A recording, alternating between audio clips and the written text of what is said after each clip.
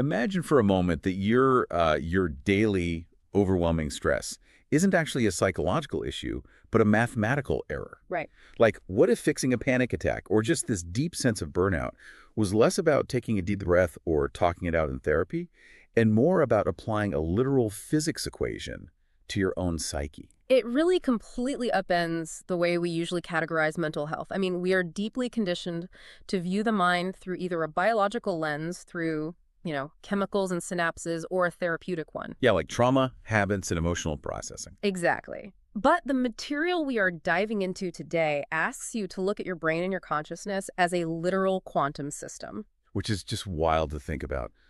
Welcome to today's deep dive. I am incredibly glad you are joining us because we are embarking on a highly personalized and honestly quite bizarre exploration of a very unconventional manual for the human mind. The source material is a text by Krystian Defer, drawn from a broader framework he has named Esophysics. We are specifically examining a protocol called, in its original Polish, Proteza Cognitiva Procedura I Metody Zastosowania. And in English, that translates to the Cognitive Prosthesis procedure and methods of application. Right, and the premise here is wildly unique. Defer's text basically merges the hard mathematical vocabulary of quantum mechanics with these esoteric spiritual concepts to create what he calls quantum mental tools, or QMT for short. So our mission today is to really unpack the exact procedure of this cognitive prosthesis. We're going to look at how this author claims you can use quantum entanglement, your own free will, and a very specific set of physical gestures to consciously, deep clean your psyche. It is crucial to set our parameters before we get into the mechanics, though. For you, the listener, you should know that the text heavily references physics equations, Schrödinger, mass, along with esoteric concepts like the Akashic records and the human soul. Yeah, it's quite a mix. It is. So our goal today is to explore the author system entirely on its own terms. We are mapping out the architecture of this biocomputer hygiene, as he calls it. We aren't here to endorse the cosmology behind it, and we aren't here to debunk the physics. We are just impartial observers mapping the machinery. So if we treat this text as a technical manual for a piece of software, we need to know what the software is actually trying to fix. Like, why does the author believe the modern mind is in a state of crisis that requires a literal prosthesis? To understand the crisis, we really first have to understand the hardware.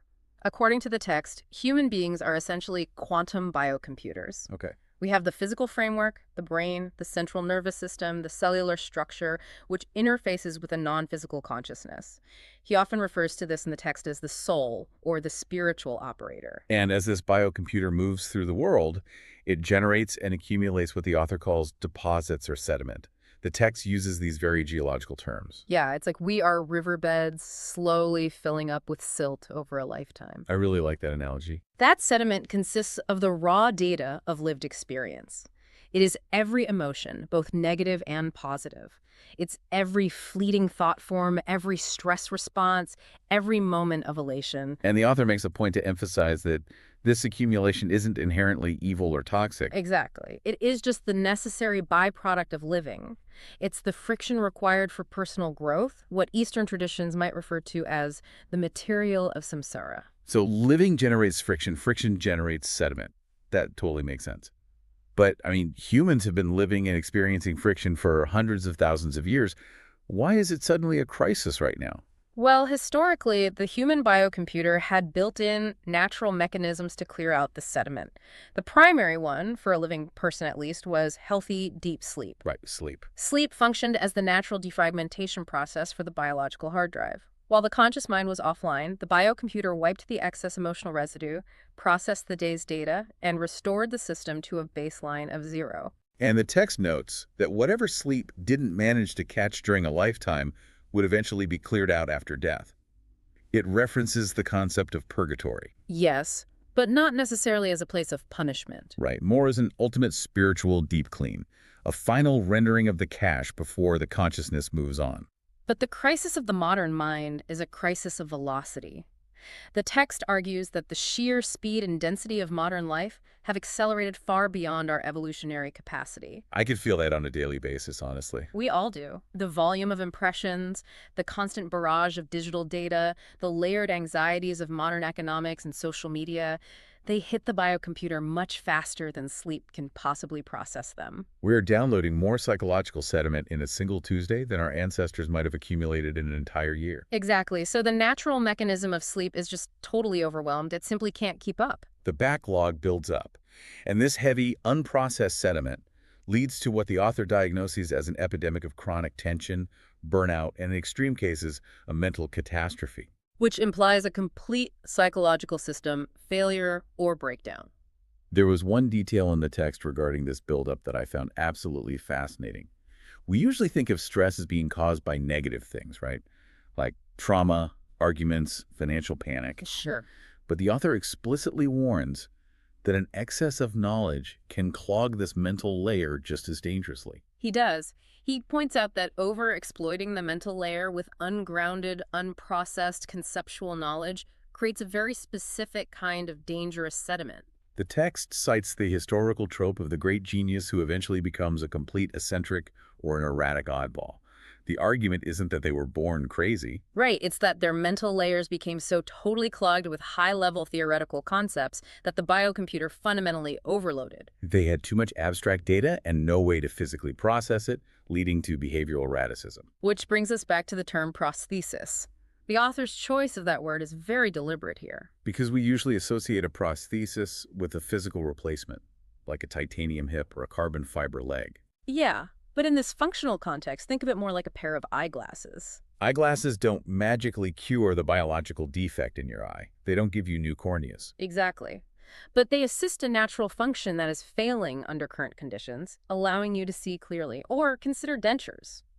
Dentures don't grow new teeth, but they allow the natural process of digestion to continue. So the cognitive prosthesis, in Defer's framework, does not magically remove your life's lessons. It doesn't allow you to cheat the system and skip the necessary struggles of your own development. It's an assistive tool for conscious, daily hygiene. So, if our brain is a smartphone, this procedure isn't about deleting your important banking apps or wiping your saved family photos. It's about clearing the cached data and the RAM.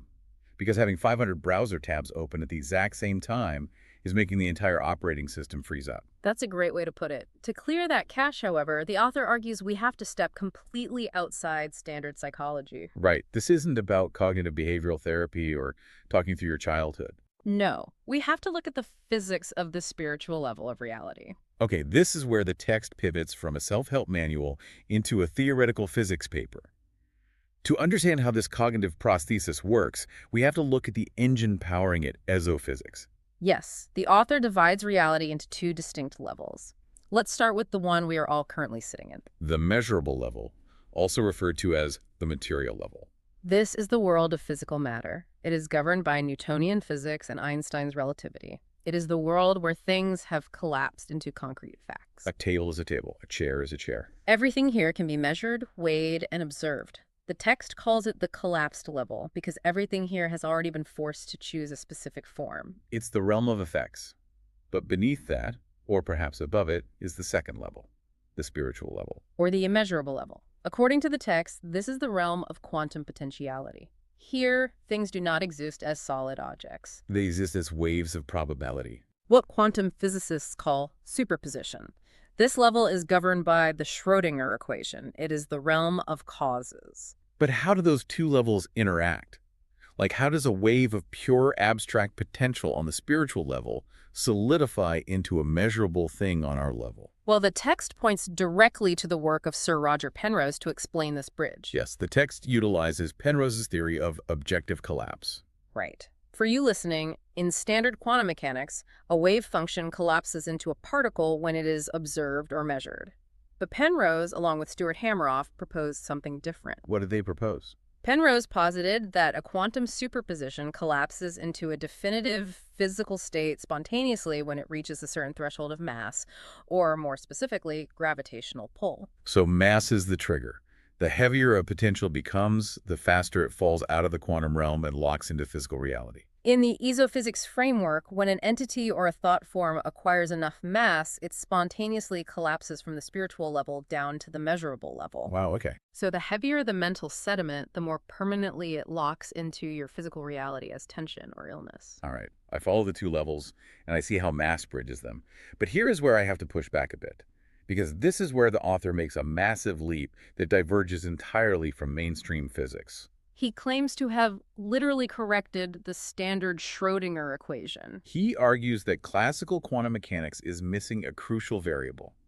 The Schrödinger equation is technically deterministic in its math, but the events we observe in the quantum world are indeterministic. They involve probability and randomness. And the author argues this discrepancy exists because mainstream physics ignores the observer's conscious intent. He introduces the operator of free will. The text gives it a mathematical notation, H_WW, and it represents a literal mathematical disturbance in a quantum system denoted as delta WW phi. That is the core claim. When a conscious being exercises true free will, they are introducing a non-zero disturbance into the quantum wave function of reality. Hold on. The author is literally saying that by focusing my mind, I am introducing a mathematical variable into a quantum equation. Yes. How is a person sitting on their couch supposed to calculate delta WWW? This sounds like taking standard mindfulness and just dressing it up in a lab code. I understand the skepticism, totally. But the text isn't suggesting you do algebra on your couch. Sounds good to you. The author's premise is that human consciousness is the operator. When you focus your intent using this specific protocol, you are naturally applying the mathematics. Oh, I see. It's much in the same way your brain subconsciously calculates complex physics and parabolic arcs just to catch a baseball. You don't need to know the math to execute the physical law. Okay, that's a fair analogy. I don't calculate wind resistance when I throw a ball, but the physics still apply. So the cognitive prosthesis is the structured, practical application of this free will operator. We are mathematically forcing a disturbance to alter our own mental state. Exactly. We are forcing an entanglement between the current stressed state of the biocomputer and a desired optimal state. Let's get into the actual step-by-step procedure then. If I am the listener and my mental cache is completely full, how do I run this software update? The protocol is remarkably rigid. It begins with the physical setup, what we could call step 0. The text dictates that you sit or lie down in a quiet place. You turn off your phone, naturally. But there is a very specific environmental requirement. You must locate a physical grounding point nearby. The author suggests something metal that connects to the earth, like a radiator or a physical water pipe. We will explore exactly why that grounding point is so critical during the shutdown phase of the protocol.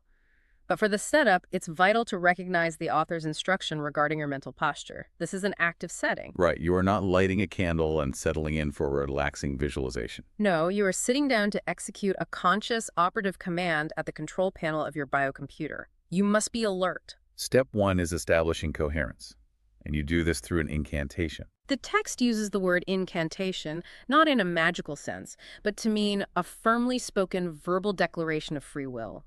You must mentally entangle the field of your heart with the field of your mind. The author specifically refers to the heart as the incubation chamber. Why the heart? Is he being poetic?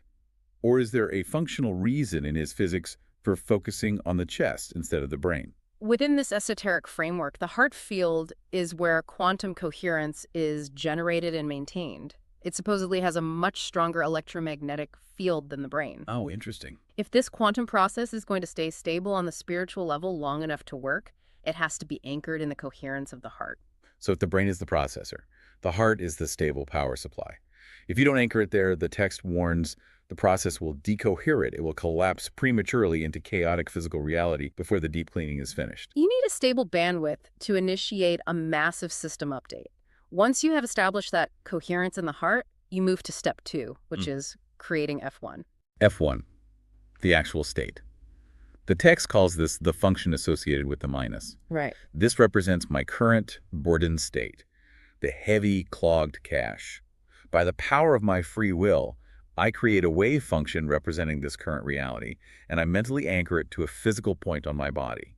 And the standard template provided by the author is the right thumb. You declare, by the power of my free will, I connect F1 to the thumb of my right hand. I have to stop here again. Why thumbs? Yeah. Is there a bioenergetic reason for this, or is it just a convenient place to focus my attention? The text doesn't delve deeply into neuroanatomy, but in many esoteric and reflexology traditions, the thumb is heavily associated with the brain, the central nervous system, and the ego. Okay, that makes some sense. Furthermore, if we look at it through a physiological lens, the thumbs have massive representation in the brain's somatosensory cortex, the map of the body and the brain known as the homunculus.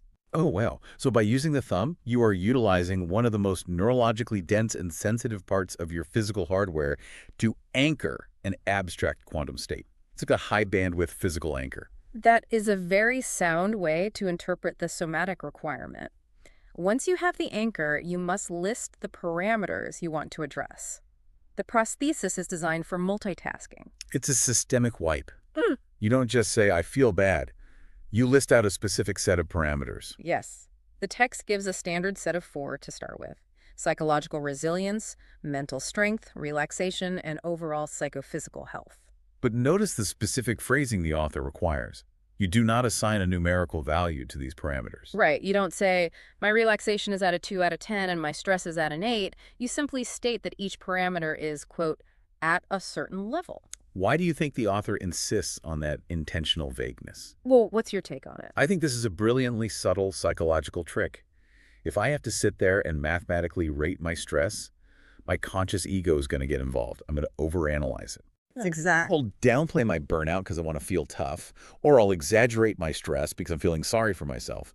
By saying it is at a certain level, I am bypassing the ego completely. You are handing the diagnostic over to the subconscious biocomputer. The text operates on the premise that your subconscious already knows the exact, unvarnished, honest metric of your psychological resilience. It's like plugging an OBD2 scanner into a car. Yeah. I don't need to know the exact fuel-to-air ratio failure. I just point the system to the engine and say, you know what's broken here, select it. You point to the corrupted file folder, select all, and lock all of that data into F1 on your right thumb. Okay, we have the corrupted file isolated. My right thumb now represents my completely burned out, stressed, sediment-filled state. Yes. Now, I can't just delete it into a void based on the physics rules we've discussed. Nature abhors a vacuum. I have to replace it with something. This leads to step 3, creating F2, the desired state or the function associated with the plus. You create a second wave function and you anchor this one to your left thumb. So I have F1 on the right, F2 on the left. You repeat the exact same list of parameters you used for F1 resilience, strength, relaxation, health. But this time, you declare that they are at an optimally high level. And where is this optimally high level coming from? Am I just imagining a version of myself that is well-rested? No, you are not generating the ideal from your own imagination. The text specifies that this optimal level is drawn directly from the Akashic records. Let's unpack the Akashic records, because that is a massive esoteric concept just dropped into the middle of a quantum protocol. The Akashic records have roots in Eastern philosophy and were heavily popularized in the West by theosophy, particularly figures like Helena Blavatsky in the late 19th century. Right. The concept posits the existence of a universal etheric library, a compendium of all human events, thoughts, words, and emotions that have ever occurred in the past, present, or future. A cosmic cloud server, basically. Exactly. In the context of isophysics, the author strips away some of the more mystical trappings and describes the Akashic records as a structural repository on the spiritual level. Okay. It contains the perfect, uncorrupted, ideal mathematical template for any possible state. The pristine master code. So when I call for the optimally high level of psychological resilience on my left thumb, I'm not trying to build that resilience from scratch. I am downloading the universal blueprint of perfect resilience from the Akashic cloud. You have the buggy burden software on the right thumb, which is F1, and the pristine, uncorrupted master code on the left thumb, which is F2.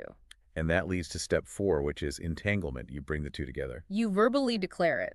By the power of my free will, I quantum entangle function F1 with function F2, and you place this process in the field of the heart. The author uses a very specific mechanical analogy to explain how this entanglement resolves on the spiritual level. He compares it to joined vessels in thermodynamics. Like 2 containers of water connected by a pipe at the bottom. Yes. If one container is completely full and the other is nearly empty, the moment you open the valve between them, The water will flow from the high pressure to the low pressure until both reach absolute equilibrium. The high potential of the Akashic ideal, F2, flows into the low potential of your current stress state, F1. They equalize. Hot water mixing with cold water until the whole bath is perfectly warm.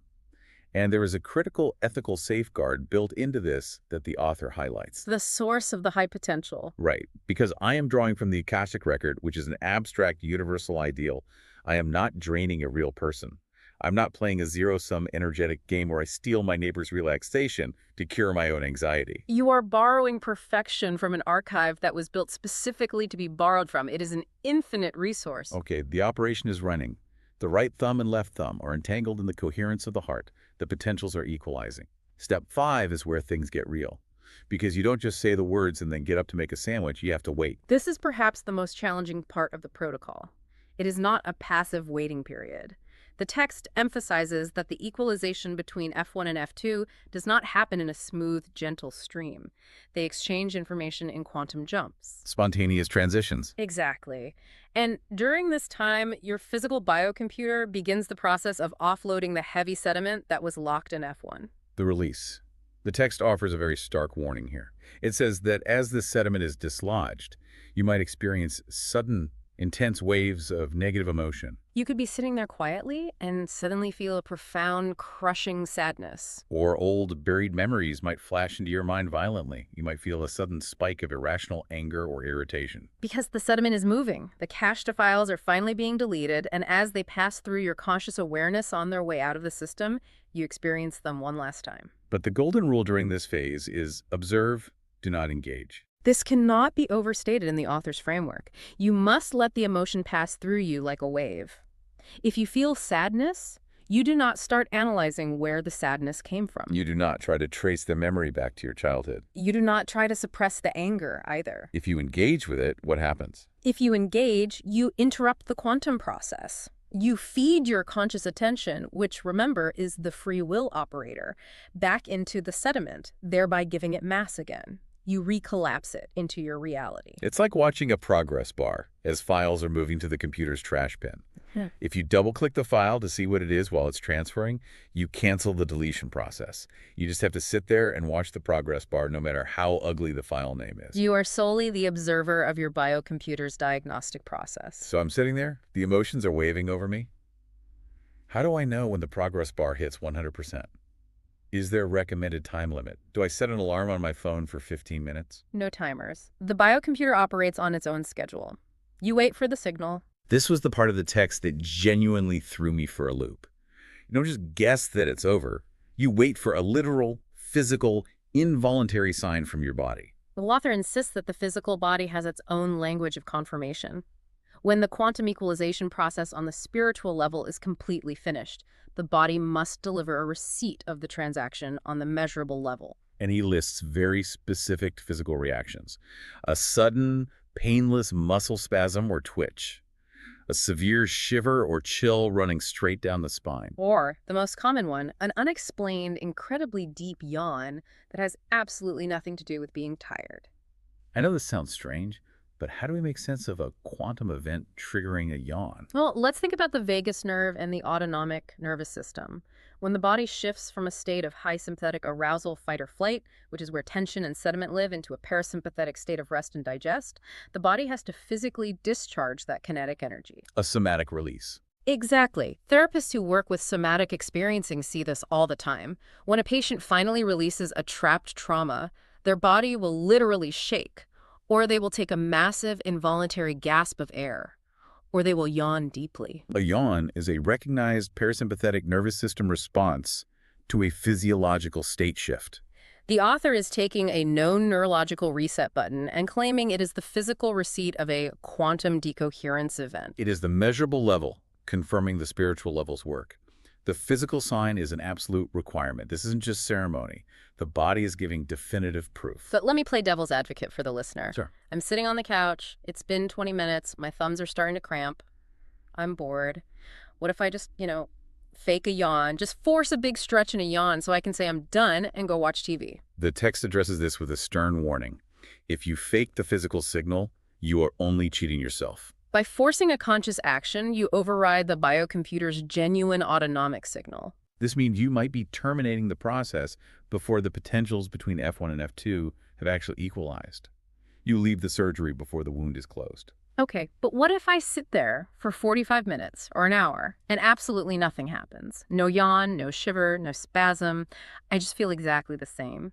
Does the author admit that the process can fail? He acknowledges that the wait can take a very long time, sometimes over an hour, depending entirely on how heavily burdened your mental cache is. But if you have been sitting for a prolonged period and the process feels like it has just gone quiet or flatline without a clear signal, you do not force it. Right. You don't sit there for 3 hours waiting for a twitch. Correct. You consciously close the session using the safety protocol, and you try again the next day. The text notes that for beginners, the biocomputer might need a few sessions just to clear enough surface debris to even recognize how to signal the process. It's a learned efficiency. All right, let's assume the signal does happen. I get that massive involuntary yawn, the files are cleared, the progress bar is at 100%. Am I done? Can I get up?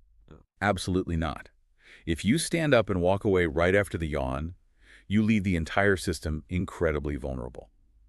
This brings us to Section 6 of the protocol, closing the circuit. The text calls this decoherence and grounding. When the body signals completion, the quantum entanglement between your thumbs is still technically open on the spiritual level. You must consciously close the circuit to lock the changes into the physical measurable level permanently. You have to collapse the wave function. You speak the final incantation.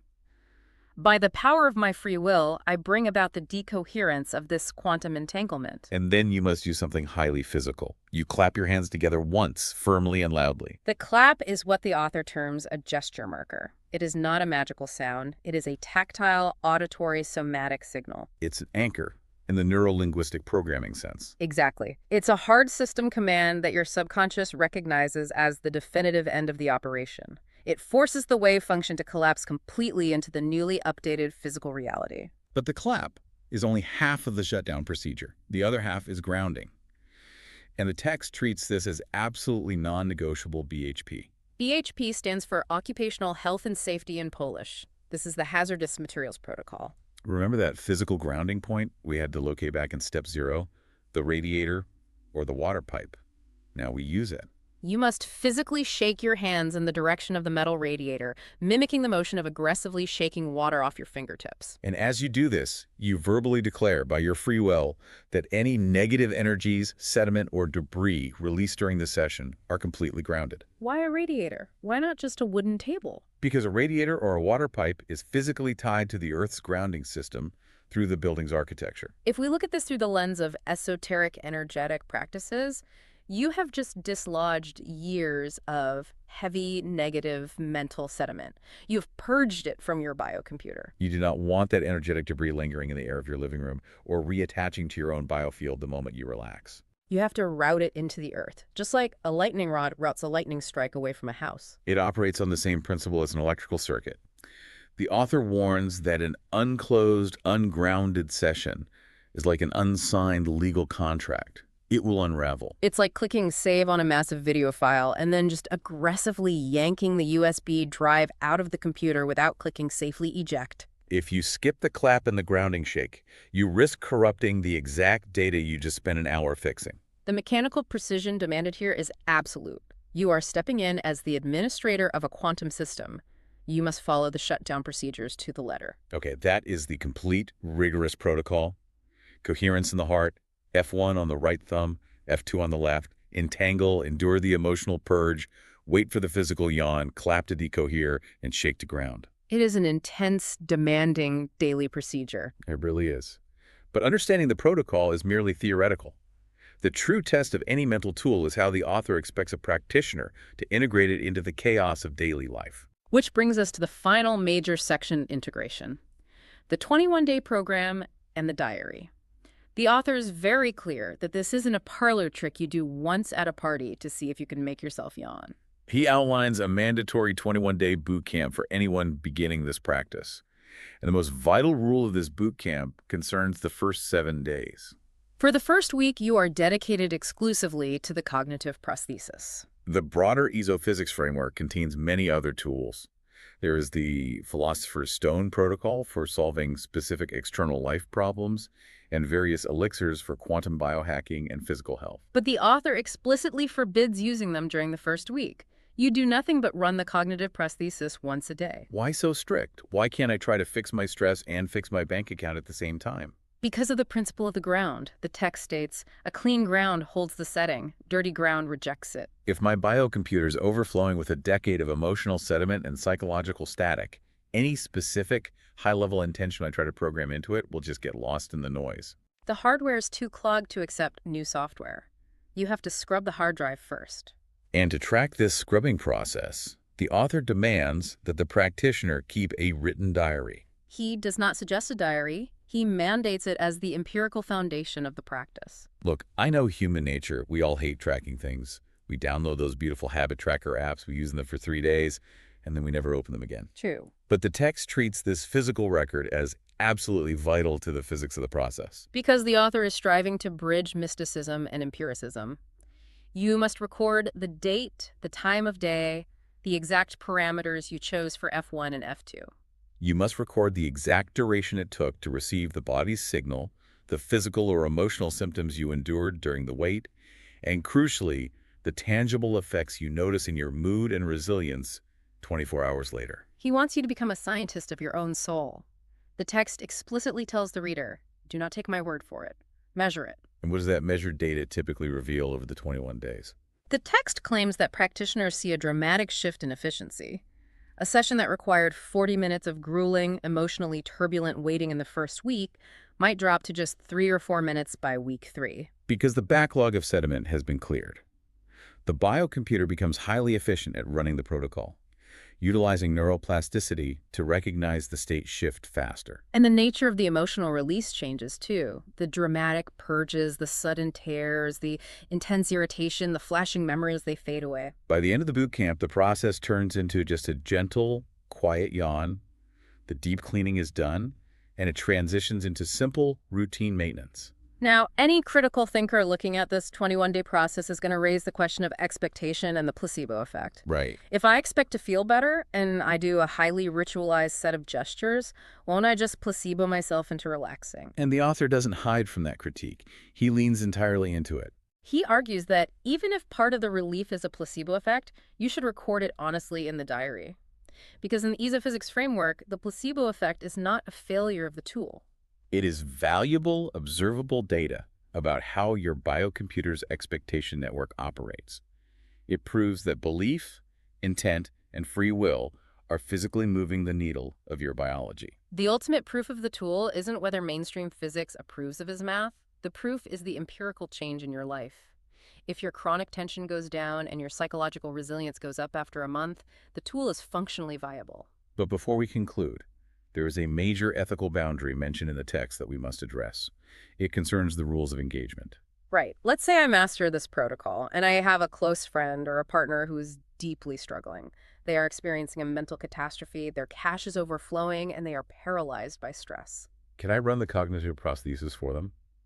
Can I assign their parameters to my thumbs, pull down the Akashic ideal for them, and clear their mind remotely? The text is absolute and uncompromising on this point. Right. No. It is a hard, impassable boundary. The cognitive prosthesis is for yourself and yourself only. You are only authorized to work on your own internal deposits, your own biocomputer. The author states that violating another person's free will, even with the purest, most loving intentions to heal them, is a severe moral and energetic transgression in this system. You cannot overwrite someone else's files without their active permission. Even if you think you are fixing a bug, you are essentially acting as a hacker. The architecture of this system relies entirely on the sanctity of free will interacting with its own reality. To impose your operator equation onto someone else's quantum state is fundamentally destabilizing to both parties. That makes perfect sense. You can only be the system administrator of your own machine. Precisely. Wow. Okay, let's pull all of this together and look at the journey we've mapped out today. We started by reframing the human mind not just as a biological brain, but as an overloaded quantum biocomputer.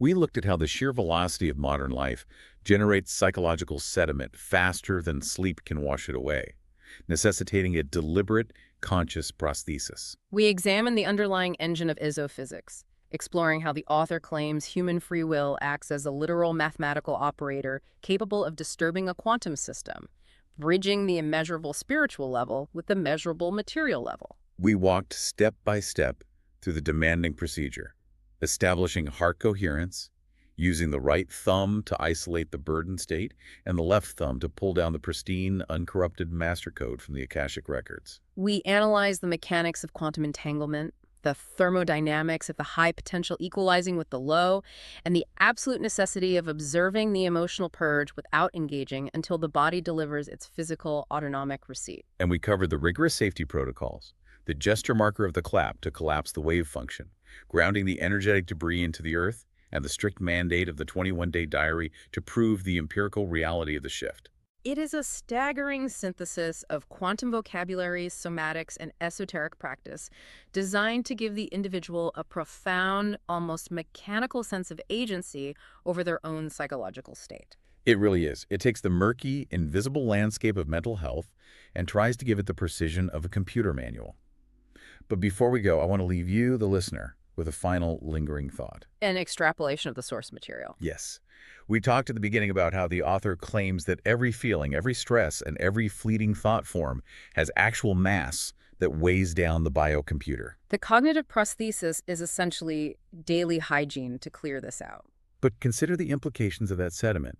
If our minds are constantly passively downloading this heavy psychological sediment from the modern world, every single second of every single day. Wait, let me rephrase that. Every moment of every day. What exactly is the modern world trying to build inside us? That is a deeply unsettling perspective. If mass dictates reality, and the world is feeding us mass through constant anxiety and data, well, if we don't consciously clear our cache, if we don't take administrative control of our own biocomputer, whose program are we accidentally running?